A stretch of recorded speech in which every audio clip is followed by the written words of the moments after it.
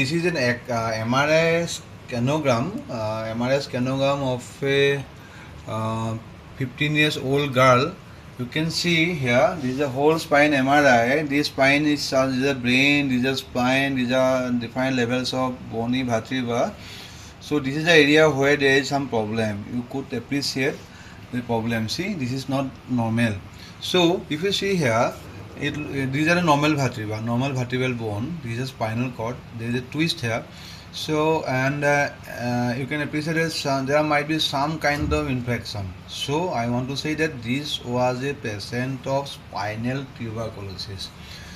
Initially, she had fever, weight loss, loss of appetite, and toxic symptoms of her body. Could not walk because of weakness of her lower limbs because of spinal pressure. But after complete course of anti-tubercular therapy, that means TB treatment, she had recovered from the infection per se. So I want to brief little bit about the tuberculosis. Most common tuberculosis, as most of the people know, that is a lung TB.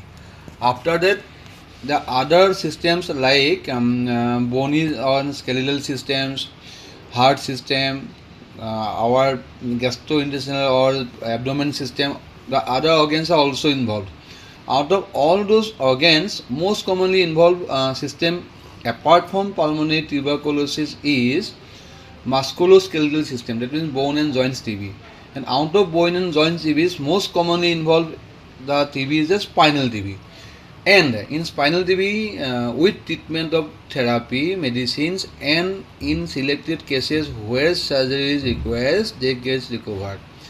But in some residual patients, when there is some spinal deformity, you can see this is the this is known as kyphotic deformity. That means the patient is, there is a swelling, harm, you could see in the clinical photo attached here with, there is a harm or patient is bending forward. So what we will do, this time we are not going to treatment operation for the TB infection, but we are going to do some kind of correction of the bending of deformity.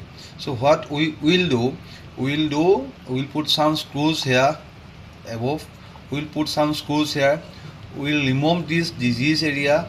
Now in that conditions we have to be very careful. These are high demand surgeries usually done by experienced spine surgeons, whether they are neurosurgeon or orthopedic spine surgeon, and that should be done usually under constant neuro monitoring. That is known as intraoperative neuro monitoring. That means we, like ECG leads, we put some leads in the lower limbs and constantly monitor whether there is any nerve damage or not. And after that we will remove some bone, we will put rod, we will make it straight, we will put some bone grafts from the other area, there will be a mass and patient deformity will be corrected. Thank you.